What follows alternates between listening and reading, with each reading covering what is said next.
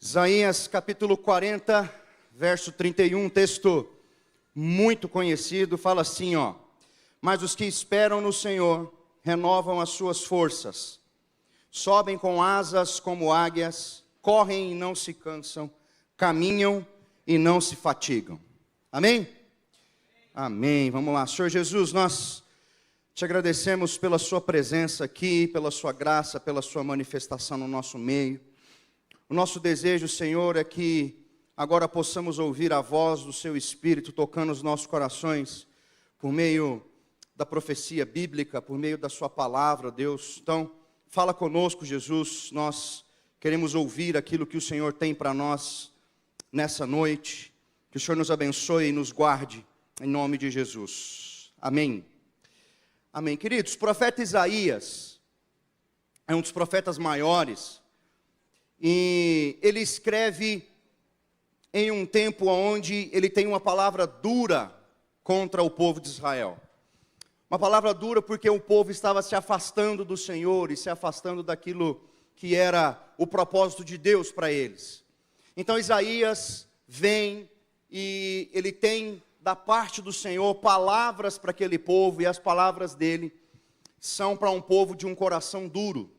Se você for ao início do livro de Isaías, Isaías capítulo 1, já no verso 3, você já vai ter uma tônica aí de como que era forte a palavra de Isaías para aquele povo. Isaías 1:3 vai dizer: o boi reconhece o seu dono, e o jumento conhece a manjedoura do seu proprietário, mas Israel nada sabe, o meu povo não compreende. A nação pecadora, povo carregado de iniquidade, raça de malfeitores, filhos dados à corrupção, abandonaram o Senhor, desprezaram o Santo de Israel e o rejeitaram. Isso já no livro, na abertura do livro. Oi, meu nome é Isaías, vocês são pior que uns boi e uns jumento. Então já começou nesse jeito já, não é? Ou seja, o boi e o jumento ainda sabem alguma coisa, vocês não sabem nada. Então ele tem uma palavra muito dura para contra o povo. Você vai ler no capítulo 6, o encontro que Isaías tem com o Senhor. Ele vai dizer lá que ele viu a face do Senhor, ele viu o Senhor no seu alto e sublime trono ali. Depois desse encontro ali, ele continua com uma mensagem, dura para com aquele povo. Ele tinha ainda uma mensagem que era voltada para os corações duros daquele povo. Agora, a partir do capítulo 40, Isaías é um livro muito grande, então a partir do capítulo 40 você tem uma virada de chave no livro. Você tem um novo momento e uma nova vertente da escrita, porque se você olhar o capítulo 39, o capítulo anterior, você vai ver Isaías falando a respeito dos babilônicos e a respeito daquilo que Deus faria. Ele profetiza a respeito da invasão babilônica, e isso aconteceu 100 anos após a morte dele. Você vai ver no capítulo 39 ele falando disso, mas no capítulo 40 parece que você tem uma virada de chave. Agora ele começa a falar a respeito da esperança vindoura. E daí para frente, nessa segunda sessão então do livro de Isaías, que começa no capítulo 40, você tem o profeta falando agora de esperança. Então isso nos coloca numa posição que é a seguinte: nós precisamos pensar a respeito disso. Por mais que a nação esteja complicada, por mais que os corações estejam complicados, por mais que haja um ar de desespero, sempre haverá esperança para nós. Então, em algum momento, nós vamos falar dessa esperança, que nós podemos nos firmar sobre essa esperança, confiar no Senhor, porque como a própria Escritura diz, essa esperança não nos decepciona. Então, mesmo diante de algo tão complicado que era a situação da nação, ele está olhando e está dizendo: há uma esperança sobre nós. E aí, a partir desse capítulo 40, começa-se então a descrever e a falar a respeito dessa esperança.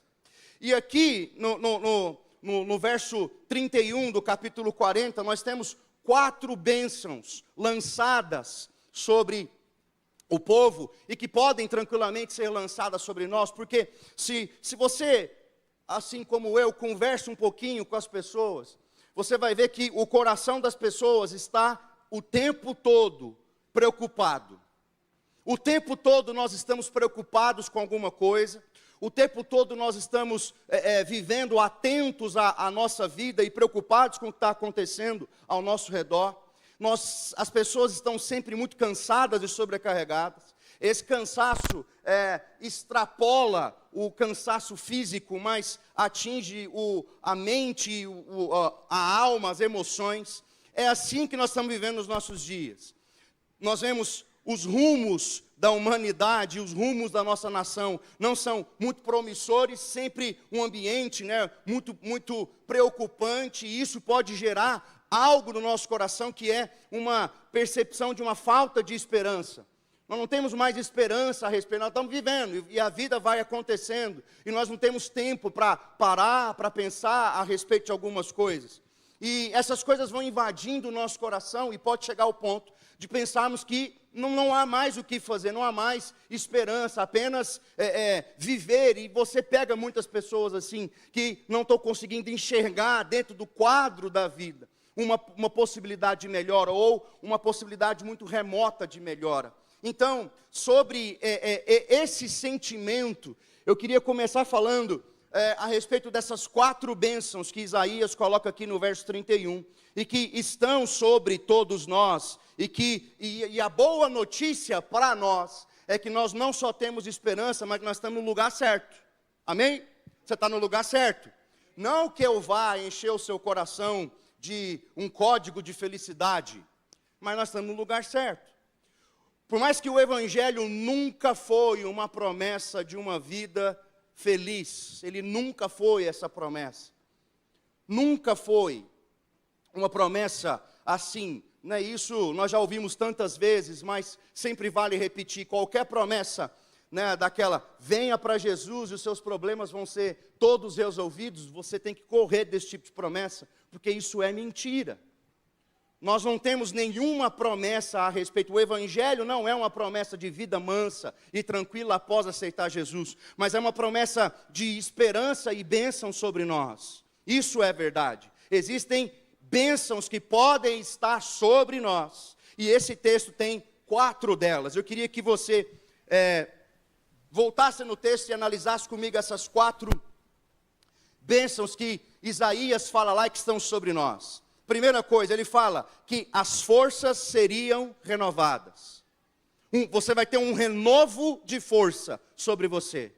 Ou seja, não existe esgotamento para o qual Deus não possa vir e manifestar força sobre nós. Se você voltar um pouquinho aí no texto do próprio capítulo 40, você vai ver, os jovens se cansam. E nós estamos num tempo de uns jovens muito cansados, não é verdade? Parece que os mais velhos são mais ativos, mas o texto está mostrando para nós que esse cansaço, esse sobrecarregar, não tem a ver com a idade, mas tem a ver com o ambiente que se vive, e que o Senhor é uma fonte inesgotável de força. Ou seja, todo aquele que padece de força, todo aquele que durante a caminhada está enfraquecido, pode encontrar em Jesus, pode encontrar no Senhor a fonte de força. Você vai ver na Escritura, por exemplo, o apóstolo Paulo, quando ele escreve a carta aos Filipenses, ele está preso, ele está na cadeia. E essa carta é conhecida como a carta da alegria, mesmo ele estando preso.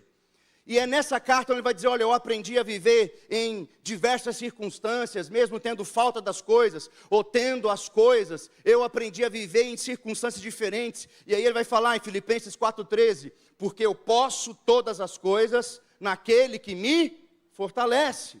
Ou seja, mesmo preso, mesmo em uma circunstância muito complicada ao redor dele, óbvio que aquele homem estava entristecido, óbvio que ele estava cansado, óbvio que ele estava sobrecarregado, preocupado, porque ele não sabia qual seria o futuro dele.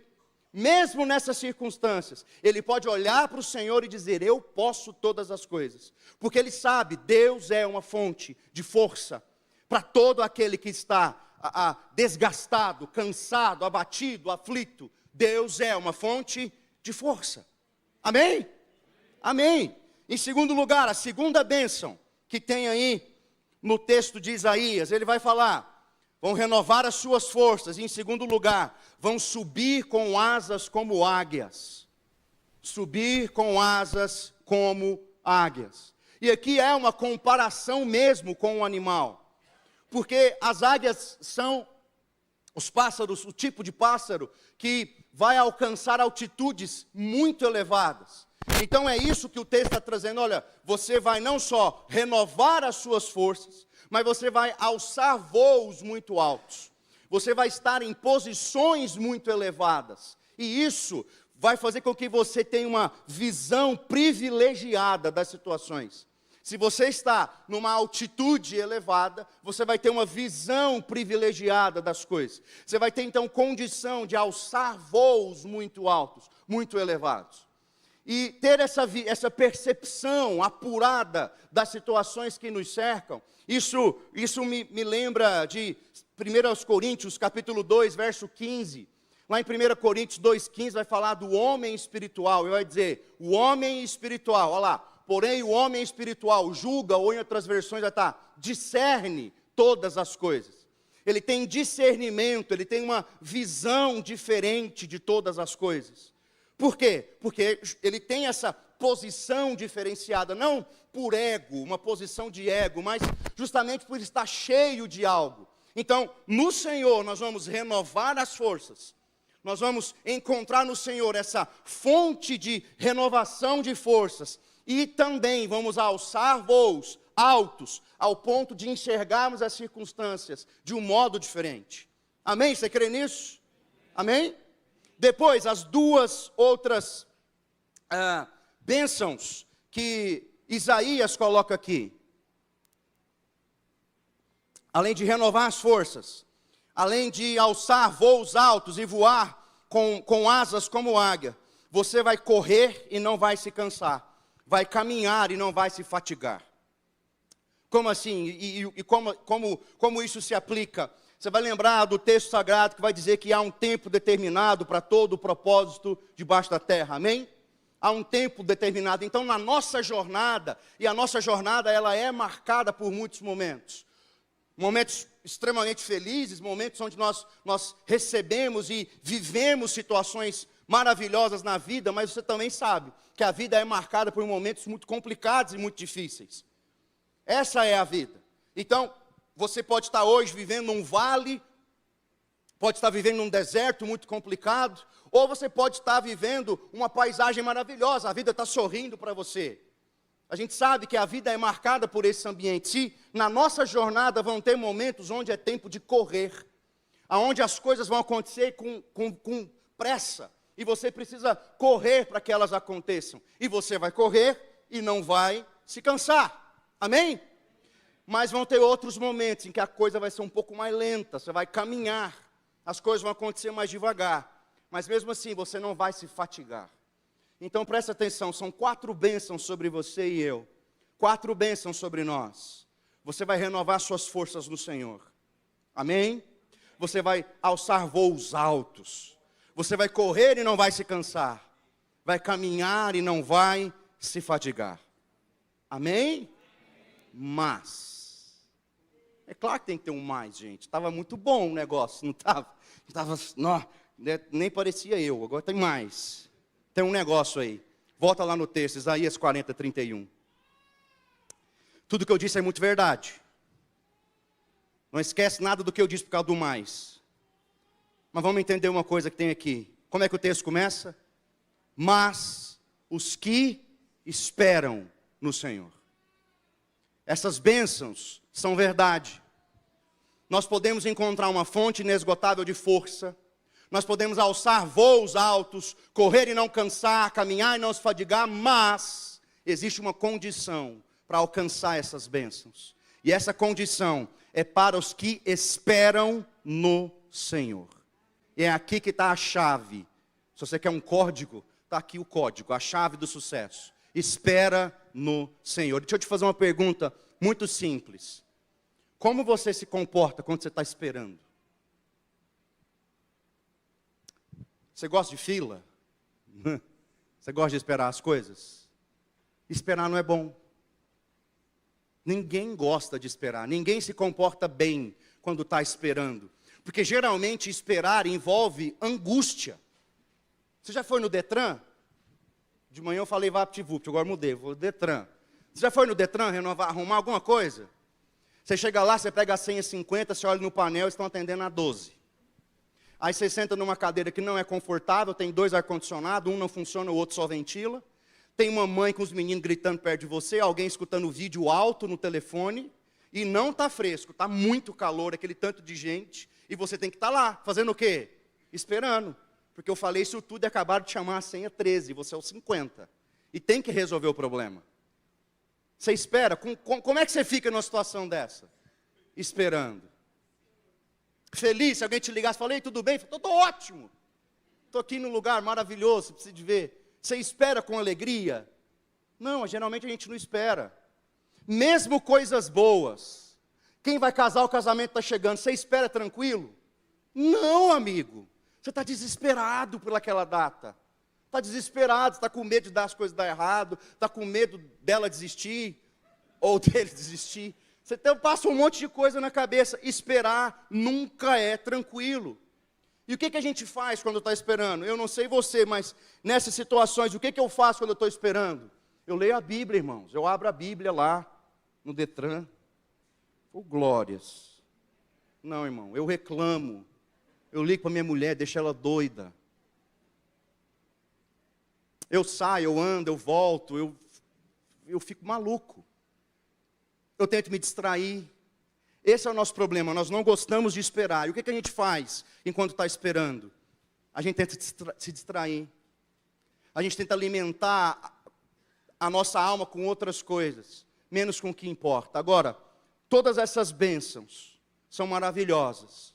Força, uma visão privilegiada, correr e não se cansar, caminhar e também não se cansar, mas elas só estão à disposição daqueles que esperam no Senhor.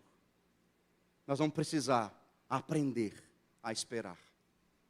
E todas as vezes na Escritura que essa palavra aparece, que essa ideia aparece de espera, ela está conectada a 4 ideias.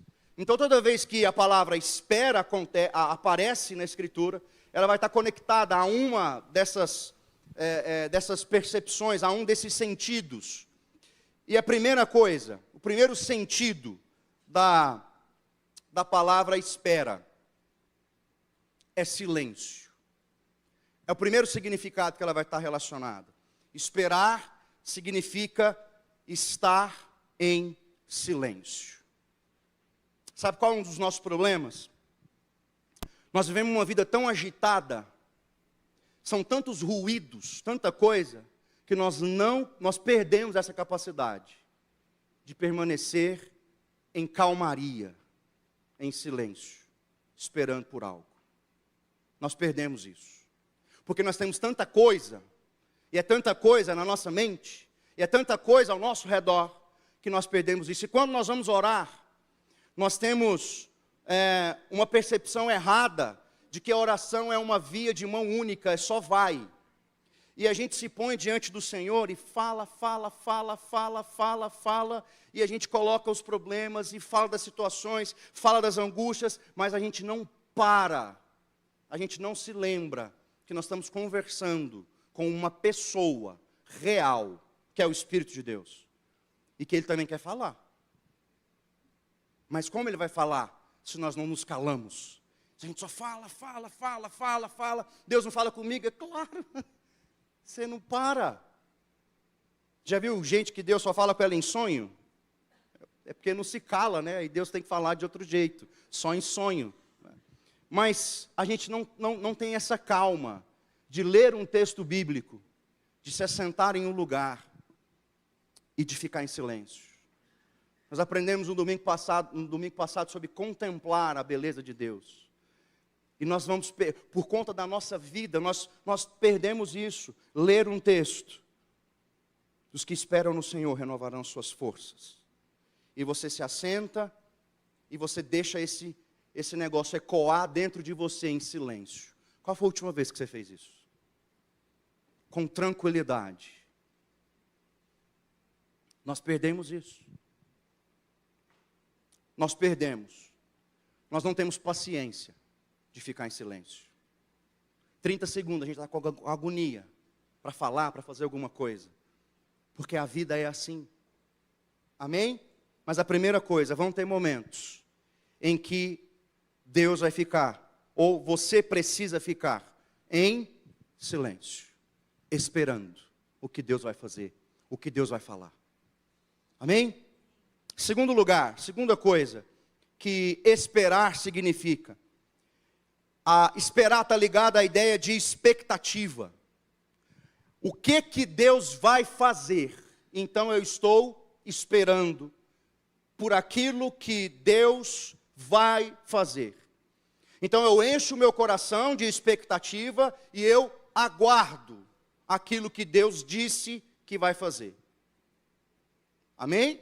Então, esperar significa literalmente também se assentar e aguardar aquilo que Deus disse que vai fazer. Seja a teu respeito, ou seja de forma coletiva, seja a respeito da igreja do Senhor. Ele vai fazer em algum momento, mas nós temos que esperar e encher o coração de expectativa. Agora, como nós não nos damos bem com o esperar, geralmente nós tentamos resolver as coisas com as nossas próprias mãos. E aí deixa eu te perguntar, quantas vezes deu bom, deu certo, esse negócio que você não esperou e tentou resolver com as suas próprias forças? Quantas vezes foi joia? Mas a gente continua insistindo, porque a gente não sabe esperar. E todas as vezes que nós não esperamos, todas as vezes que nós não guardamos a expectativa de que Deus vai fazer aquilo que Ele disse que fará. Eu preciso apenas aguardar, esperar, e Ele prometeu que fará. E nós agimos com as nossas próprias forças, sempre haverão prejuízos. Sempre haverão. Sempre haverão situações que vão precisar ser resolvidas. Você vai se lembrar de que em Gênesis capítulo 12, Deus vai lá e fala com Abraão. Ele vai dizer, olha, você vai ser pai de uma grande nação. Deus coloca no coração daquele homem uma grande palavra e faz a ele uma grande promessa. Mas você vai ter que esperar. Ele não disse quando isso aconteceria.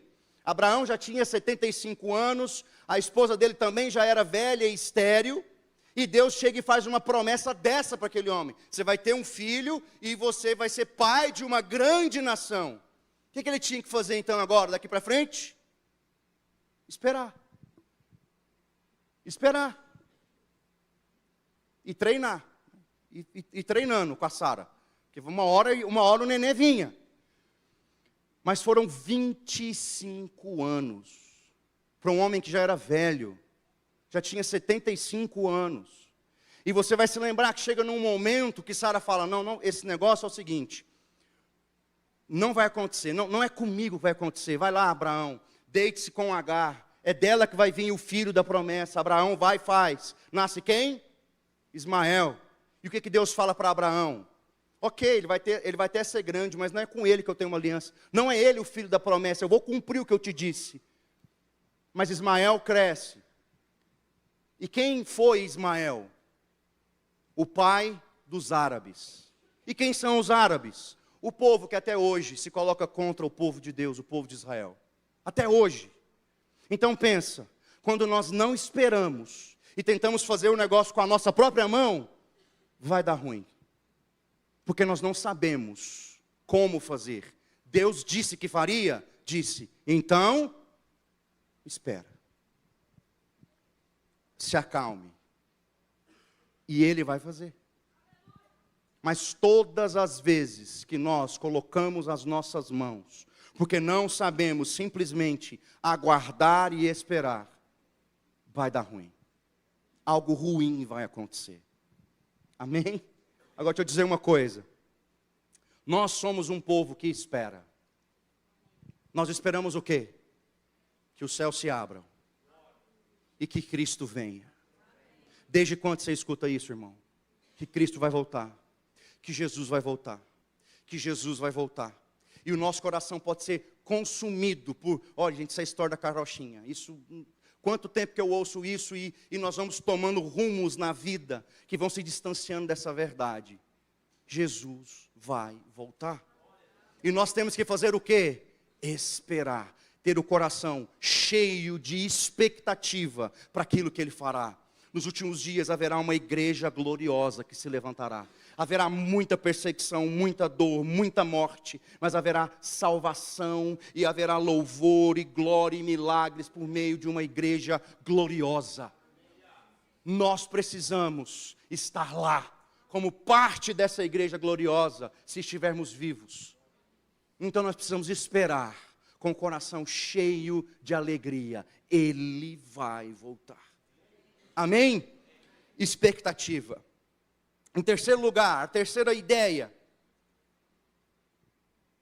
que essa palavra está ligada, a palavra esperar, ela está ligada ao fato de ficar atento, ficar em alerta. Esperar significa estar em posição de alerta, pronto para agir, pronto para a ação. E de manhã eu dei um exemplo que é o seguinte: uma vez conversei com um bombeiro, e ele falou o seguinte: a minha função é estar aqui e ficar à toa, entre aspas. Estou aqui. Hora que der ruim, eu estou pronto. Hora que algo acontecer de ruim e precisar da minha ação, eu estou pronto. O que ele está fazendo então? Esperando um chamado. Ele não sabe quando vai acontecer, mas ele já está todo preparado para aquilo que vai acontecer. Então, esperar é ficar atento, estar pronto. E é isso que a Escritura nos ensina várias vezes. Você sabe quando Jesus vai voltar? Não, a volta dele será como o ladrão que vem à noite. Você não sabe quando o ladrão vem. Ora, se você soubesse, você ia se preparar, mas você não sabe. Então o que você faz? Você já deixa tudo preparado, tudo pronto, para que caso ele venha, você já esteja preparado. É a mesma coisa. Ele vai voltar, nós não sabemos quando. Literalmente, são duas maneiras de encontrar o Senhor. Ou você morre, ou você vai estar vivo no grande dia do Senhor. Você sabe qual é o grande dia do Senhor? Não. Você sabe que dia que você vai morrer? Não. Então nós temos que estar prontos, preparados, para que se for hoje o dia que a gente morrer, nós estamos diante de Jesus. E Ele vai nos dizer: filho bom, servo bom, entra para o gozo do Senhor. Nós temos que estar prontos. Isso é esperar. Esperar ligado a essa ideia. Provérbios, capítulo 8, verso 34, vai dizer: feliz o homem que me dá ouvidos, velando dia a dia as minhas portas. Velando é aguardando, esperando. E o texto continua: esperando as ombreiras da minha entrada. Feliz é o homem que me dá ouvidos e espera.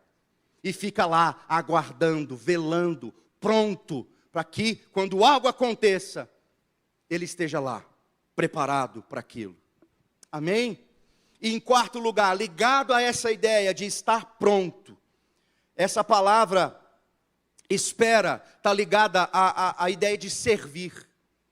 Mas está conectada as duas coisas, o estar pronto, o estar apto, ficar atento para algo e o servir. Eu quero te dar um exemplo disso.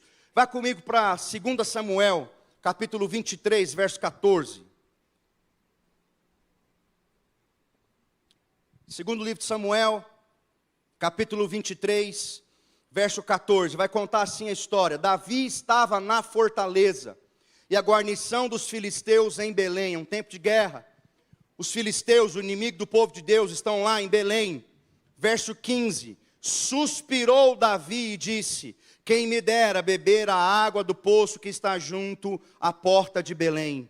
Então aqueles 3 valentes romperam pelo acampamento dos filisteus e tiraram a água do poço junto à porta de Belém, e tomaram-na e levaram a Davi, e ele não quis beber, porém a derramou como libação ao Senhor. O que está acontecendo aqui? Aqui esse texto, se você voltar alguns versículos antes, está falando dos valentes de Davi, os homens que acompanhavam Davi, guerreiros muito habilidosos que estavam junto com Davi. E aqui Belém está com os filisteus acampados lá, é um tempo de guerra, e aqueles homens estão perto de Davi e eles estão como? Atentos, eles estão prontos, eles estão preparados, eles estão esperando as ordens de Davi. O que Davi vai querer fazer? Como ele vai querer proceder? Então eles estão num estado de espera, e por isso eles estão atentos. E Davi suspira. Eu tenho certeza que o suspiro de Davi não foi com segundas intenções. Ele não olhou para aquele cara e falou: ei, gente, que sede. Se eu pudesse beber uma água agora, vocês podiam buscar para mim. O problema é que ela está no meio dos filisteus. Não, ele suspira. Balbuciou. Ele não falou nada para eles, mas eles perceberam. Não só perceberam, como na hora tomaram a atitude de atravessar aquele campo com os inimigos, lutar contra alguns homens, matar alguns deles e pegar a água para Davi. Quando eles voltam, Davi fala: não posso beber. E ele oferece a água como oferta ao Senhor. Como oferta de libação. Oferta de libação é uma oferta líquida, é algo líquido. Então ele derrama aquilo no solo e oferece a Deus.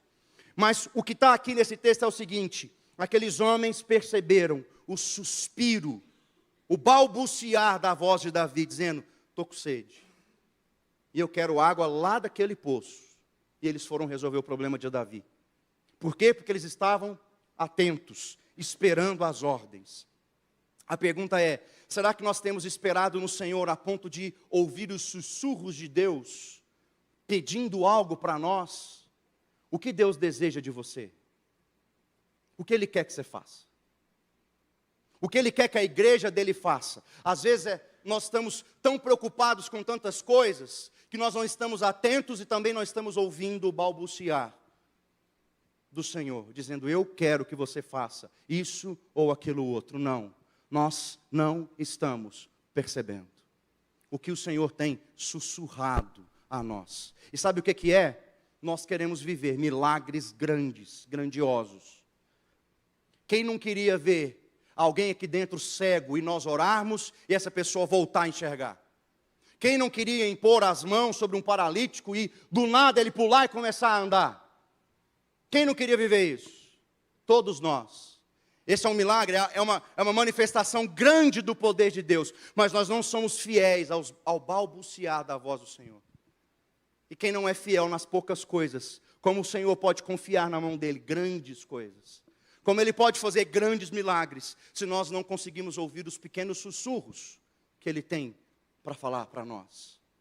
Nós precisamos aprender a esperar em Deus. Se nós esperarmos no Senhor, então renovarão as nossas forças. Nós vamos subir e vamos alçar voos altos, correr e não se cansar, caminhar e não se fadigar. Mas isso é exclusivo para os que esperam no Senhor. Amém? Você pode ficar em pé no seu lugar. Eu queria ler com você 3 textos, para você guardar no seu coração. Salmos 31, 24. Sede fortes e revigorem-se o vosso coração, vós todos que esperais no Senhor. Sede fortes, revigore-se o vosso coração. Ou seja, recobre o vigor. O que é recobrar o vigor? A força. Vocês todos, os que esperam no Senhor. Salmo 27, 14. Espera pelo Senhor. Tenha bom ânimo. Fortifique-se o teu coração. Espera, pois, pelo Senhor. Isaías capítulo 30, verso 18. Por isso, o Senhor espera para ter misericórdia de vós, e se detém para se compadecer de vós, porque o Senhor é Deus de justiça. E o verso termina: bem-aventurados todos os que nele esperam. Então, antes de nós terminarmos, você pode colocar-se diante do Senhor agora e clamar a misericórdia dele e dizer: Senhor, eu quero esperar em Ti. Senhor, eu não tenho todas as respostas, eu não sei todos os caminhos, eu não entendo e eu não sei os porquês. Mas de uma coisa eu sei: eu espero em Ti. Eu espero em Ti. Tu és torre forte, lugar seguro. Você pode se colocar diante do Senhor e dizer isso a Ele. eu quero silenciar as vozes dentro de mim e estar diante do Senhor e ouvir os seus sussurros. O que tu queres?